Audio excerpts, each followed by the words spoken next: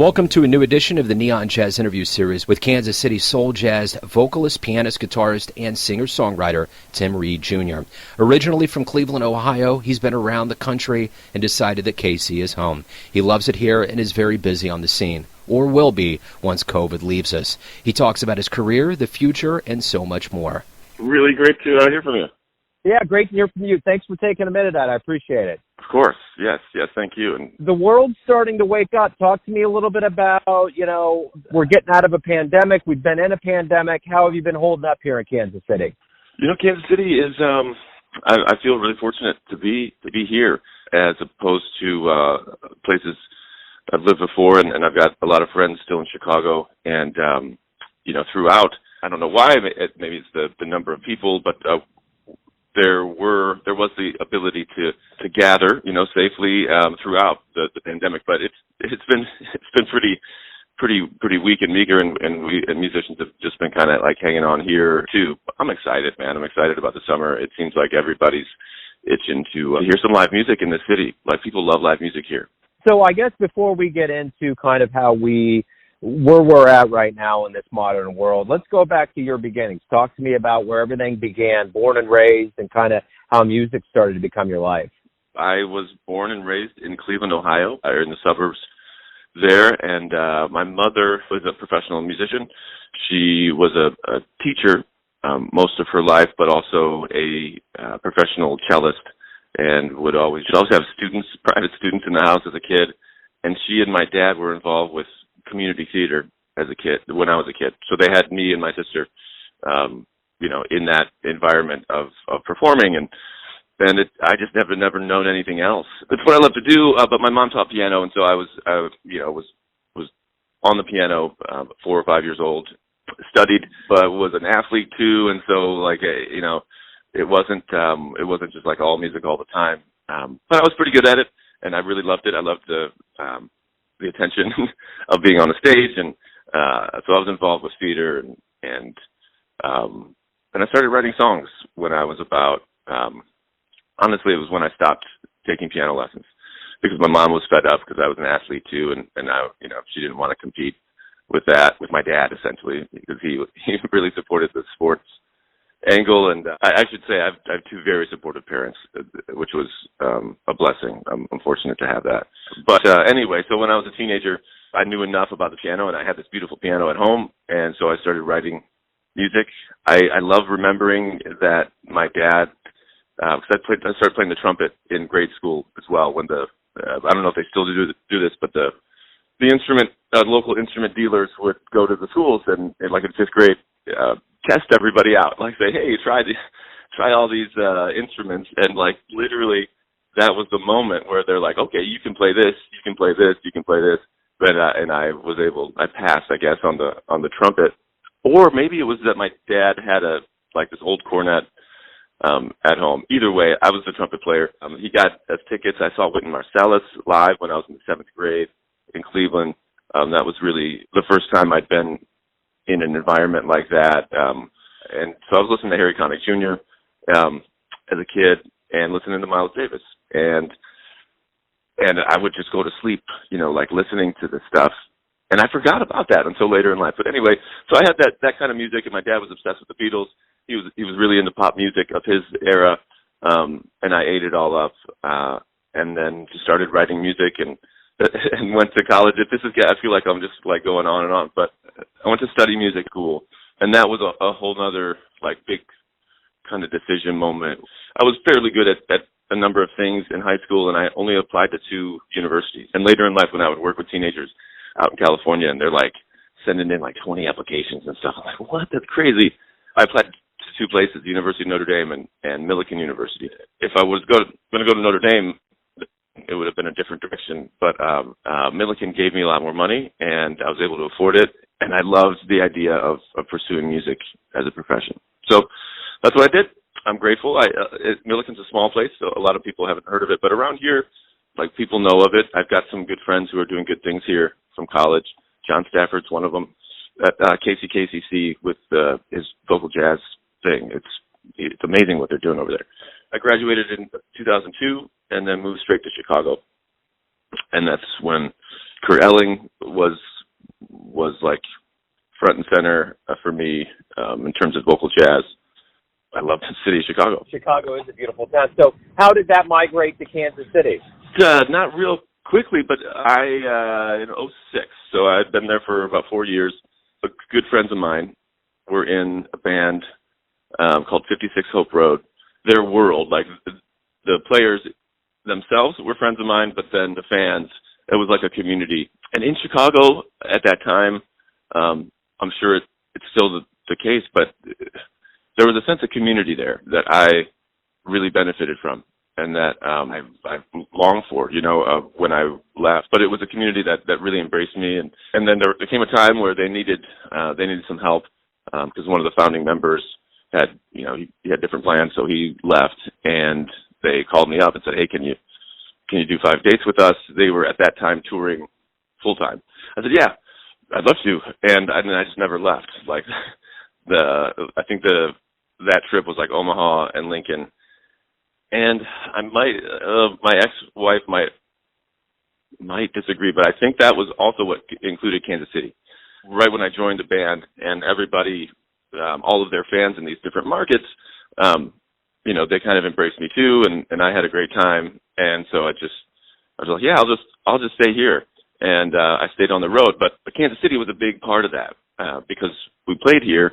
My ex-wife, who's Brooke Harvey, and her father's Mike Harvey, she and her brother Cole Harvey in a band, Brother Bagman at the time.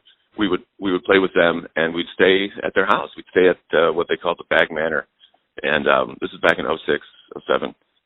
And it was a blast, and I was kind of welcomed in by her family, and then the path with me and Brooke is what eventually led us back to Kansas City. We went to California for 8 years, though, in between. So now that you firmly have been here in Kansas City, what do you like the best about Kansas City? I have a hard time answering the best of anything. So, like, I'm a top 5. That's in my vocabulary. I just like, this is the top 5 thing. And so I don't know if there's actually 5 things, but I can't say, like, this is my number one thing. I like a lot about Kansas City. I like that it has it feels like a city, and I live downtown, and I'm a city person. It doesn't take forever to get anywhere. Like 20 minutes is as long as it takes to get anywhere, and that could be, far north or Overland Park or whatever. And I like that, but it feels like a city, but it's like it doesn't have, like in both Chicago and LA area, it takes a lot longer to get places. So that's cool. I like how there's an audience. It seems like that's been really hard for us the last year. I've been a little bit more reluctant to dive into the virtual market, and which is my bad, but because that's where life is now, and I have to suck it up and go out there and tell people about myself in that way. But I like going to a club and looking at somebody in the face and seeing their reaction and having that sense of like wholeness. And that's possible here in a really specific way. Like people really, they want to hear something authentic, and they'll respond. And so I like that about the city. What do you like the best about being a professional musician? What inspires you? What gets you going the most?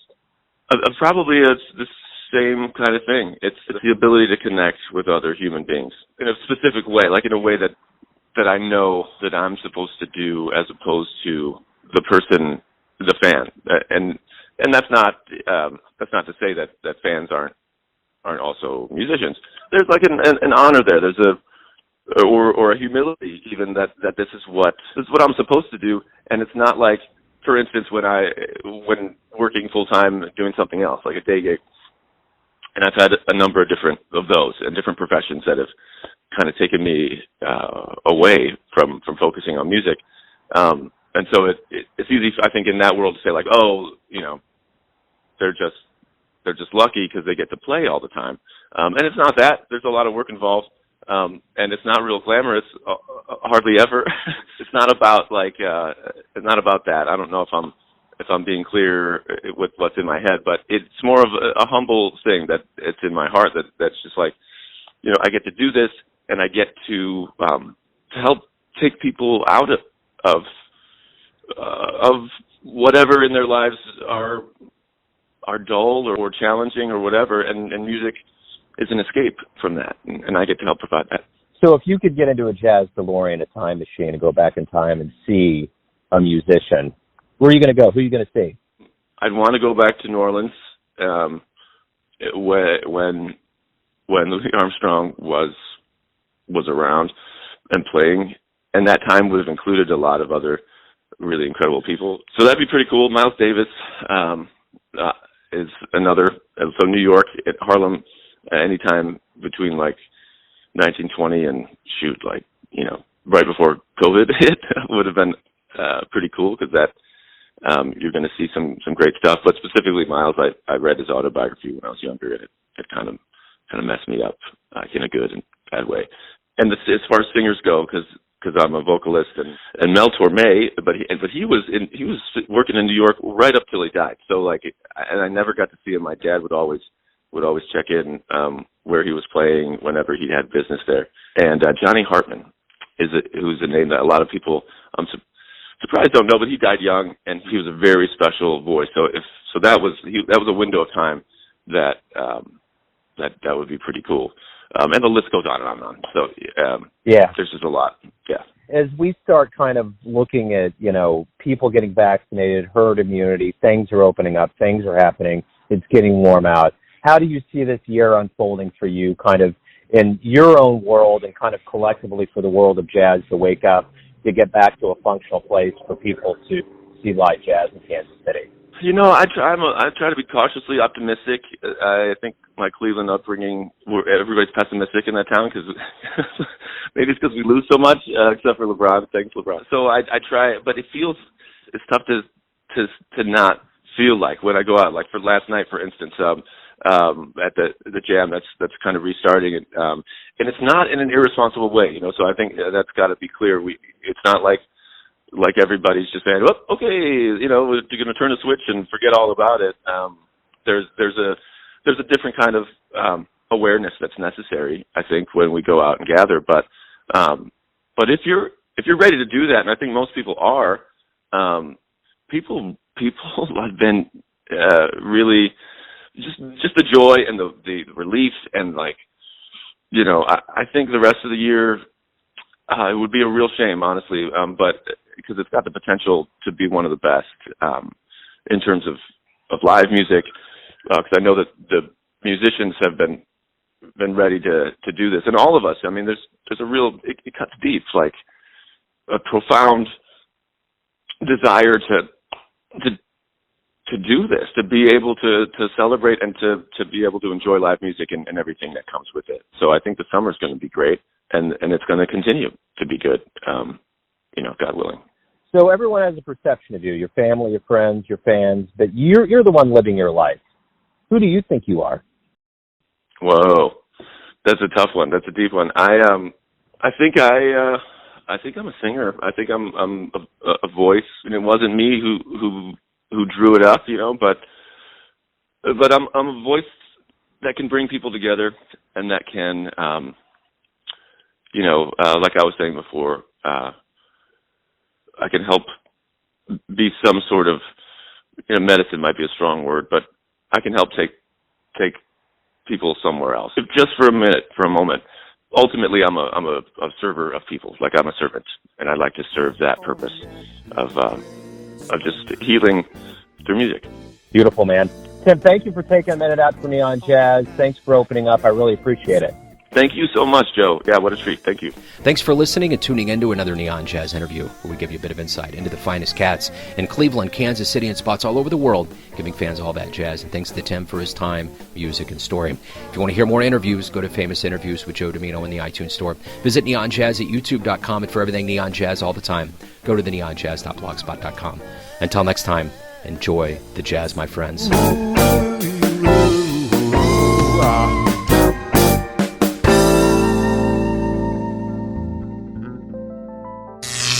Neon Jazz.